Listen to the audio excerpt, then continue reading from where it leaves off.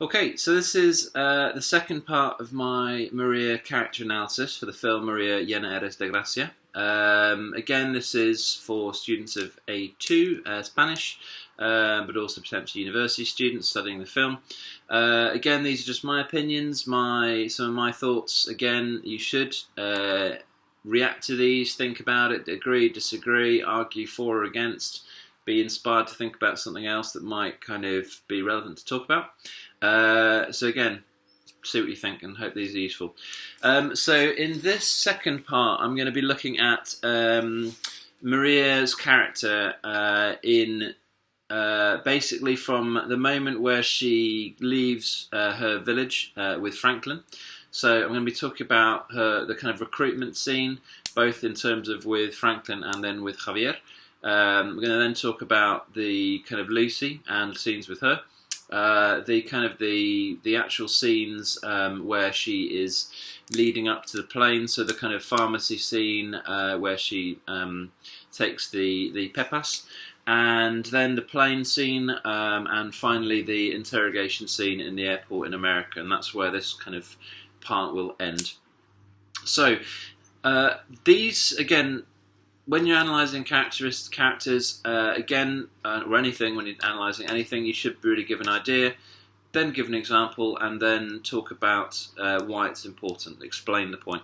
So my first thing that I'm going to kind of stress is that I think that in these scenes, we see Maria at her most vulnerable. And again, I think this is important because again, it shows how easy it is for women in this case, but could quite easily be vulnerable men as well in kind of impoverished countries.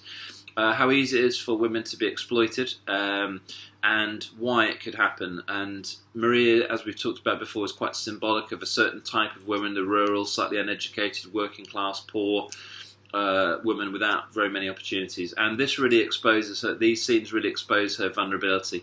And part of what we see in these scenes is how she copes with this sense of vulnerability, where she is really under pressure, where she isn't under control, and where she's very much out of her comfort zone. So she's very much reacting to pressure.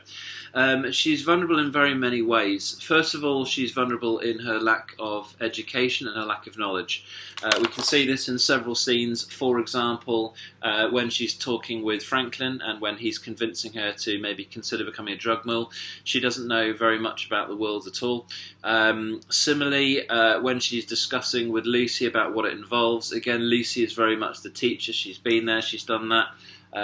Maria is really unaware of the risks that are involved with the risks of, for example, the pepas exploding or bursting in her stomach, how difficult it is, how many you have to take, what you have to do. So she's vulnerable here due to her lack of knowledge. Similarly, her lack of knowledge can be seen in the kind of the plane scene and the interrogation. She comes across as really not being at all prepared for what she's having to do. Her lies, to start with, come across as being rather naive, rather easy to see through. She hasn't really thought things through. She loses the address, which again shows her kind of lack of, preparation and maybe, lack of intelligence, possibly, or certainly maybe not intelligence, but just a lack of thinking things through.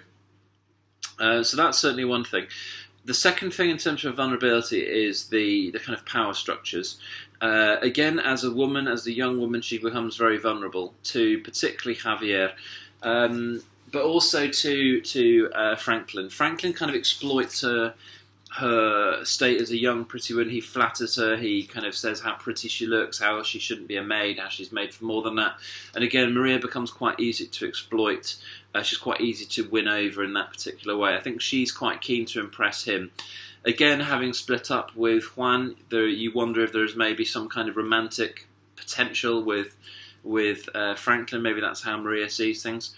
But she's quite easy to exploit in that kind of way. Similarly, the power difference is very, very noticeable when she's talking with Javier. Now, Javier is not a cartel leader per se. He would be in charge of a particular area. He might be the kind of capo of a certain area. He wouldn't be one of the most powerful people. Again, you wouldn't expect the likes of Pablo Escobar or Rodriguez Gacha, some of the old cartel leaders, for example, to go and really be recruiting ladies. They'd be in charge of much more important things. So Javier is not one of the most important, but he's a very important figure within that particular area. And Maria really knows that. She becomes very submissive, addresses him as Sir, which is a great contrast to how she was reacting to the foreman in the plantation, where she was a lot less respectful. Here she is, she's aware of the power that this man controls, the impact that he has, both of financial but potentially over life and death as well. Again, it would be known in Colombia, the power of these people. It's not like they wouldn't know about what they can do. They're seen as both being givers, in the fact they can give jobs, they can give facilities, they can give education and so on, but they can also be very dangerous people to cross. So they're people that a lot of people's futures depend on, and that explains why Maria acts the way she does in such a submissive way, and obviously why Javier feels he has complete control over as well. We see Maria vulnerable in terms of becoming really she lacks control of her own destiny. She becomes in the thrall of others. So firstly, Javier very much takes control of her in the swallowing Pepa scene. He kind of presses her stomach without really her having any say-so. Again, in the airport, Maria feels very powerless. She can't really do much to kind of adapt to destiny. And again, her life's very much under threat in the interrogation scene, where her freedom might be taken away from her. She sees, for example, the curly-haired older woman be taken away. And obviously there's also the increasing worry of what's happened to Lucy, the kind of threats and the vulnerability to your health. Again, she's worried about whether that could happen to her potentially as well. So we see Maria at her most vulnerable in these scenes. And again, how she reacts to them is quite interesting. I think there's a battle between the various aspects of Maria's character, and both the negative and the positive connotations that these will have. The first thing I'm going to kind of discuss in terms of this kind of battle of certain characteristics is Maria's morality. Now, something I should have mentioned in the previous video is that Maria is quite a religious figure. We see her going into the church looking for guidance. So she's someone that does have faith, and you would in turn have a certain moral compass. You kind of get the feeling that Maria would like to possibly do the right thing. And again, I think that's one thing that saves her in the eyes of the public. Even though she isn't a particularly perfect character, she has got redeeming qualities that we respond to and understand, and we do think she wants to do potentially the right thing.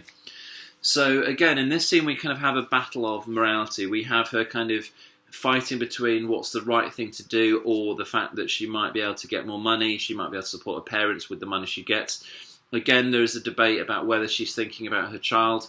Personally, I disagree, but you can't deny that the money that she would get from drug trafficking would not only help her family, but would also bring up her child as well. So again, there is a kind of a difficult decision about what the moral thing to do is in this particular situation. Again, with this particular scenes, you get the idea that she is straying from the path. She's been tempted by Franklin, tempted by Javier.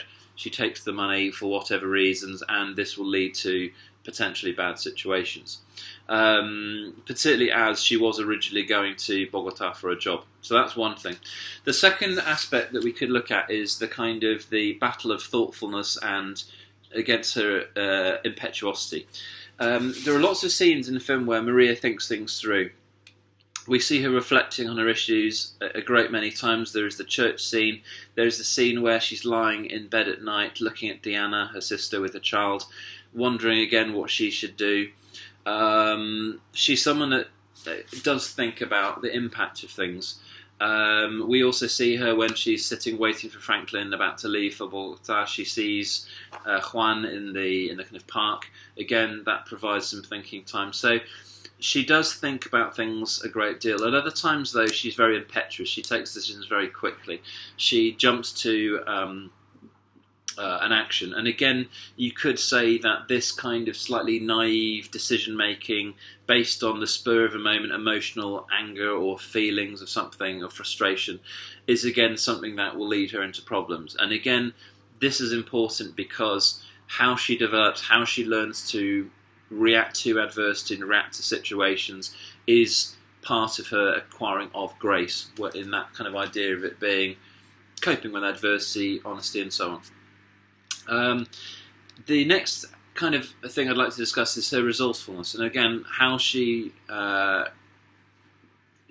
takes on, how she kind of reacts, and this, how could this be both bad or good? One of the things in this particular part of the film, in terms of her resourcefulness, is how quick she is to lie.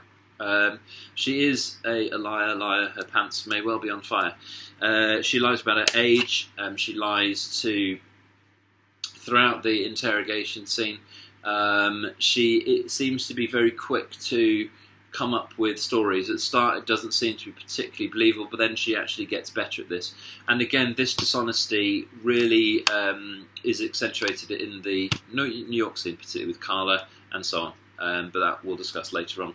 So this is one part of her resourcefulness. She is quick to lie to get herself out of trouble, and in fact that will only get her into more trouble potentially. So that's one problem.